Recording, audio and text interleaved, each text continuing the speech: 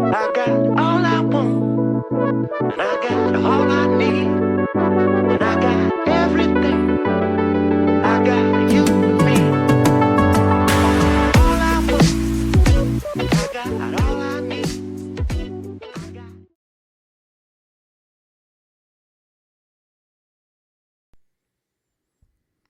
Well, if you haven't listened to it already, last week we had the privilege of talking to Julie, and she had an incredible story of hope and healing and her a faith journey that she described in a really, really wonderful manner. I was definitely struck during our conversation by a few different things, and so I figured it would be interesting today to kind of do a little bit of reflecting on the conversation that we had and some of my thoughts on the conversation, and maybe highlighting some of the takeaways that I had from our conversation and just kind of seeing how that goes. So today we're doing a little bit of reflections on our conversation with Julie.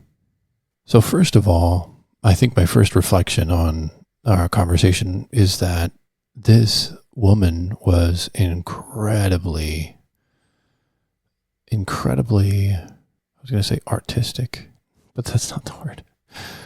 She was articulate. There we go. That's a difficult word when you can't come up with it. The funny thing about that is, anyways, if you catch what's funny about that, then yeah, that's funny. She was incredibly articulate, and I didn't really give her the questions beforehand. Wrote down 10 questions in front of us and just kind of let her read them before we started. Asked her if she was okay with those. And, because, people telling their stories that aren't looking for attention are vulnerable. It's like a vulnerable thing to share your story.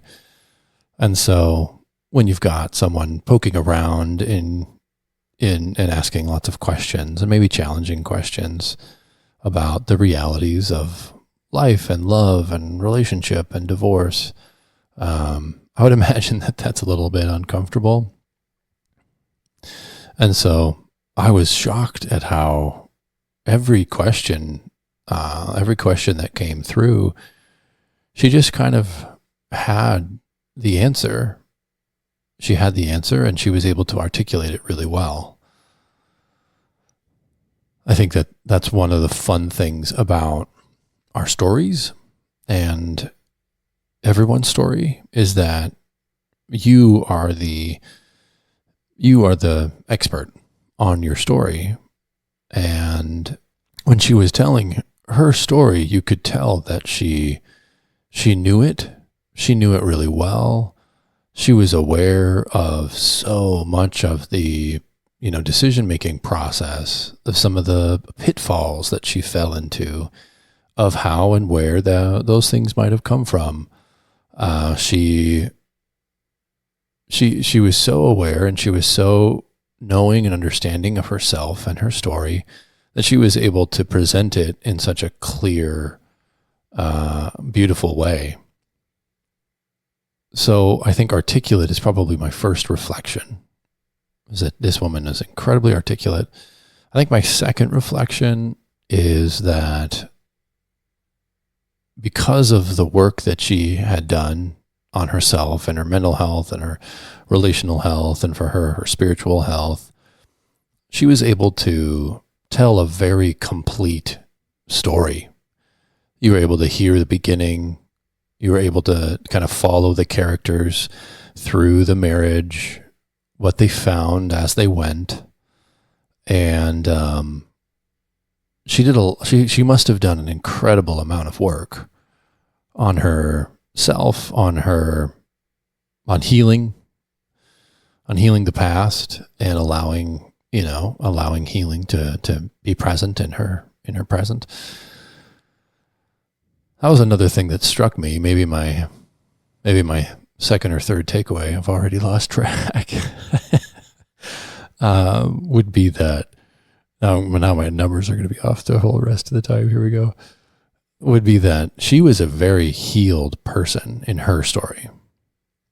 Most stories that I hear don't sound anything like that. They sound messy. They sound like the pieces are scattered and they're unsure of where some of them went. And they're just trying to like find the pieces and get them back together, assemble them in such a way that you can kind of make sense of life. You can kind of make sense of what's happened and what's going on. Because of the work that she had put in, she was able to present a story that was very whole and very healed. And, that's not most of our stories. Most of us are still in the middle, kind of in the midst of the suffering or the craziness or difficult seasons. But what a great representation of, if you put in the work, if you heal, if you let go of the bitterness and of your right to be hurt or right to be offended, of how that can affect someone, of how you can like walk through great suffering without becoming an embittered, hateful shell of a person. And that's, I don't know, I found that to be very, not awe-inspiring, but very inspiring. It was very inspiring to hear.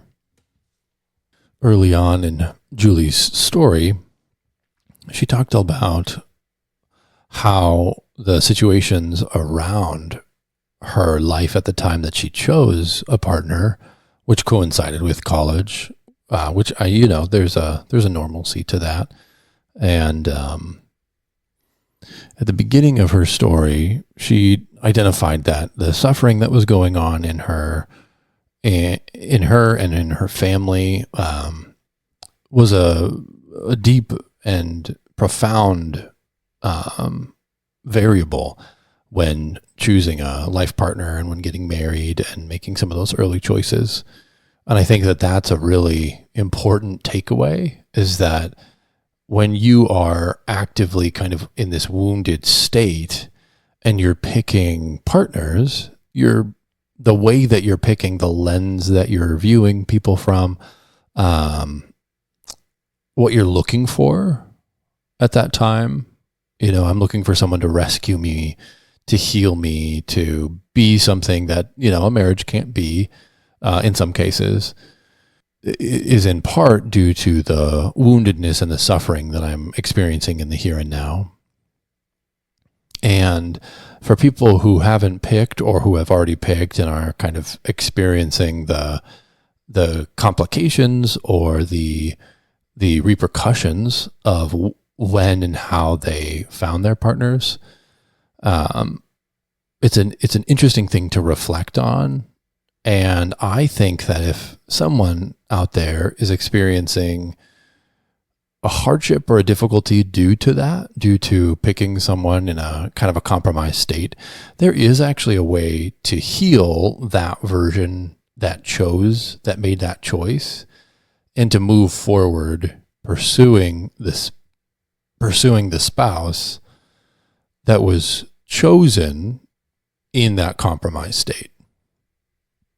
I think that pursuing healing on an individual level, understanding where those choices came from, understanding who they chose and why they chose this person, and then healing that part of you that made that choice and still choosing your partner, as long as obviously the relationship isn't an abusive or dangerous one or harmful one. I think I don't know if most, I think a lot of people pick partners in that kind of compromised state, in a state of suffering, in a state of, a lack of maturity, or it could be something kind of small, right? Like you just don't know that much yet, and you're still trying to figure life out. Even if you're, getting married into your 30s or into your 40s, there's still so much to learn, and there's still so much to grow in, and there's still so much reflecting and knowing and growing to do. And so no matter what season you chose your partner in, I think it's important to reflect on the ways that that choice and the time of that choice may be impacting the relationship currently. And that was another kind of thought or takeaway that I got from Julie. Julie identified over-spiritualization as an issue within the relational context, within the relationship, within the decision-making process, within the leaving of the primary support structure process, within the not being on the same page idea with some of the decisions. And she connected kind of this idea of over-spiritualization to some of those, and maybe I'm making some of those connections for her as well. Since she's not here, she can't defend herself, which is a terrible thing to say, but it's already been said. And it was interesting to hear her identify that. And this other individual also said that was really helpful to hear that over-spiritualization, in that marital context, in that familial context, led to a lot of struggle. Later on, because I've actually talked to Julie since we've recorded, she talked about how the over-spiritualization throughout her generation, when she was experiencing her marriage and going to authority figures for help, actually produced a lot of spiritual ickiness, twistedness,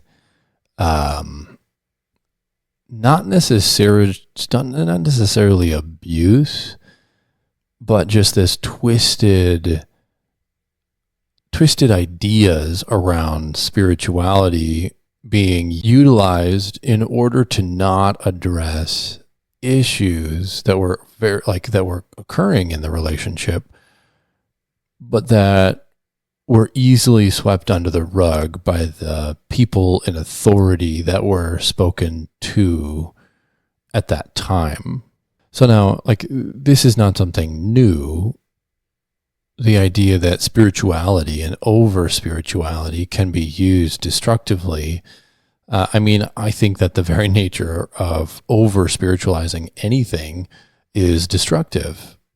There's the connotation of overdoing it, describing something as spiritual that isn't, right? Like in the context of our marriages, I think that over-spirituality can be used for spiritual abuse.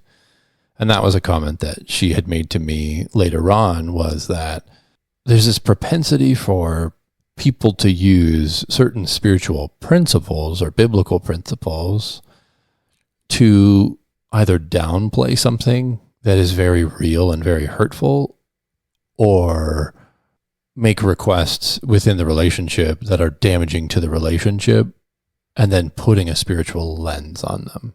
And I've seen this many times in practice. I was once confronted with the idea that of submission in marriage, and I was asked to kind of conform to this idea, a certain idea of submission, and then after a few meetings, I was finding that this idea was actually just being weaponized.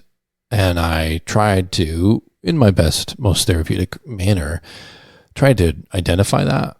And it was not received well, because obviously the individual weaponizing a lot of the spiritual dynamics and the idea of submission was doing harm, and didn't like being called out, and didn't want to see themselves or see it or see the harm that was very obviously being produced in the relationship.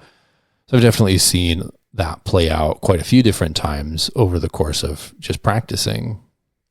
And it can be a very confusing, icky thing when someone is using spirituality or fake spirituality or over spiritualization,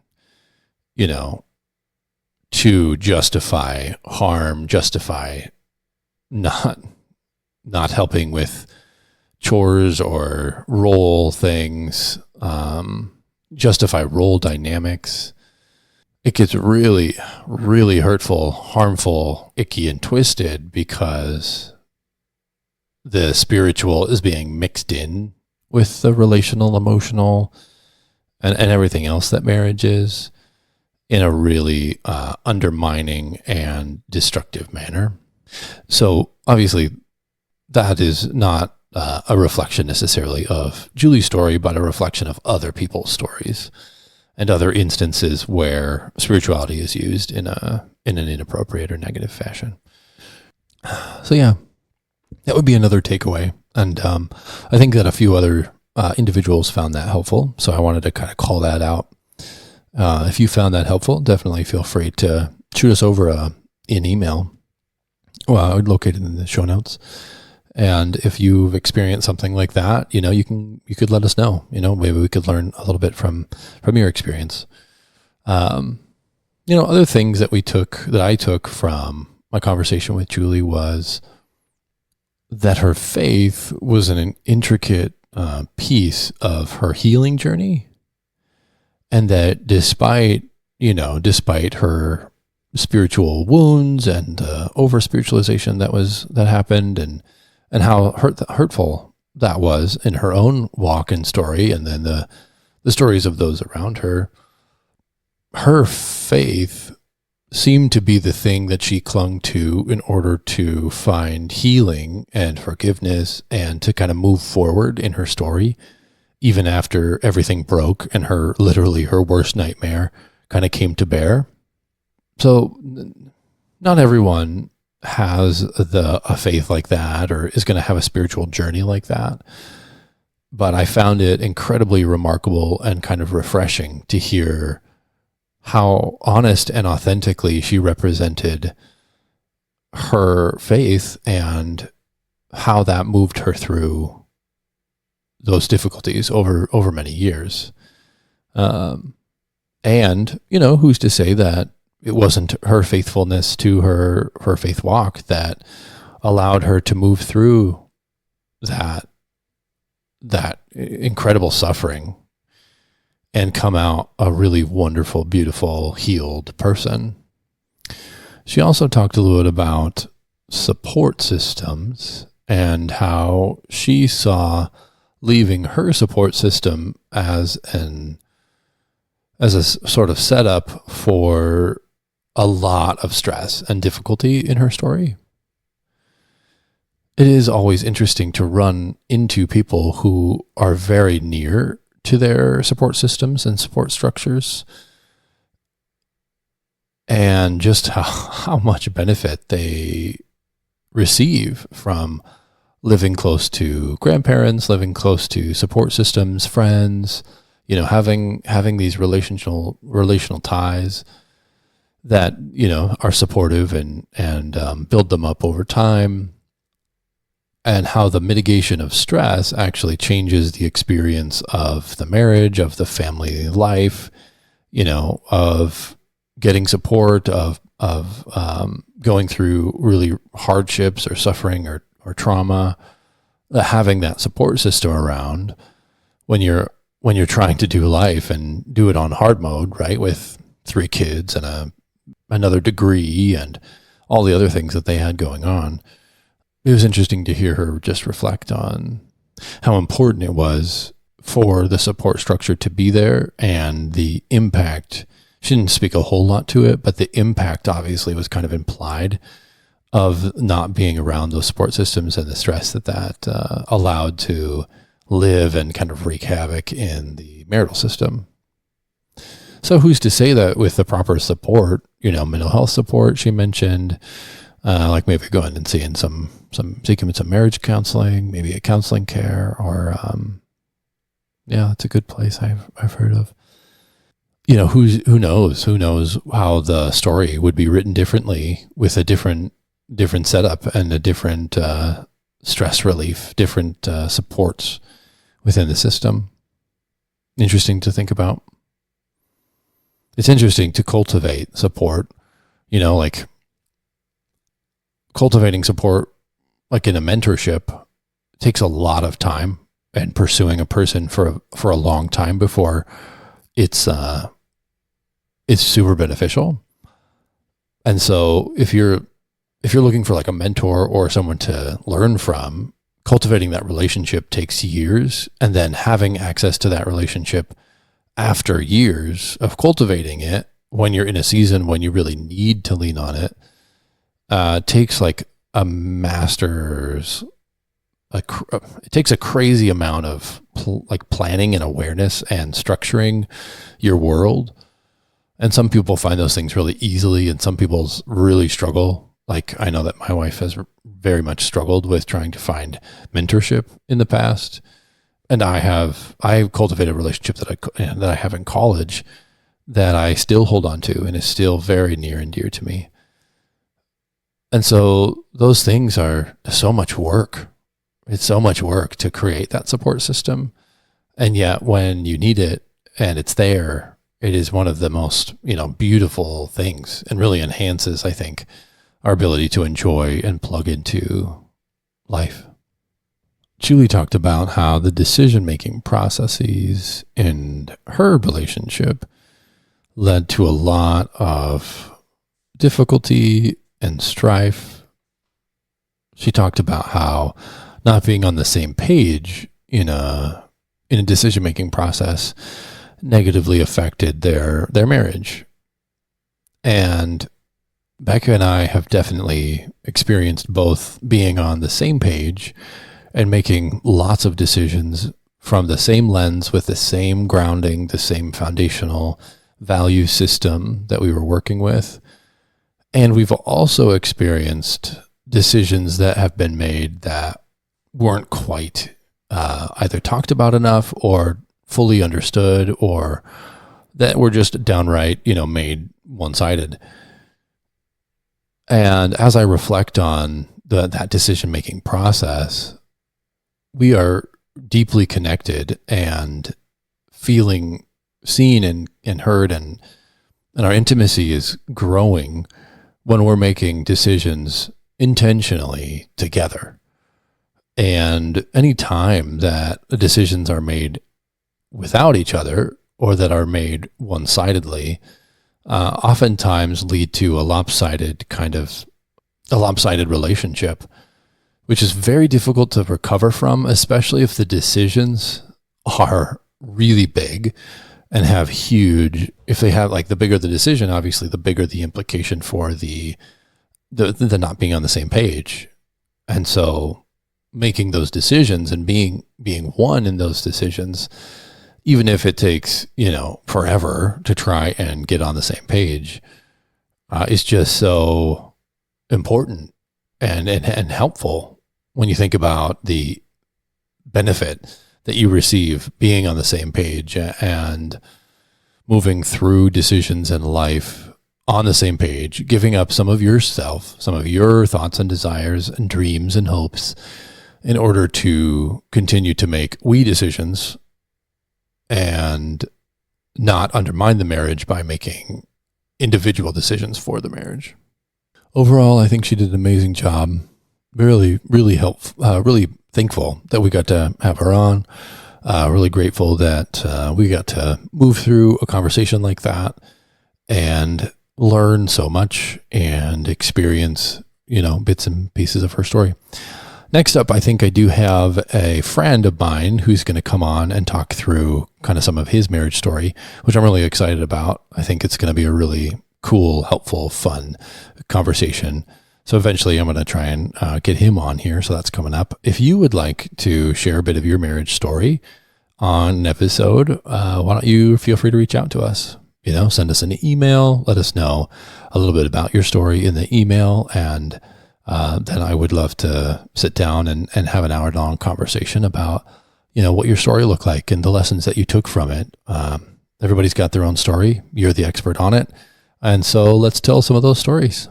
Good, bad, ugly, all of the above. Life is messy, and we can acknowledge that marriage is messy, but it's still the best.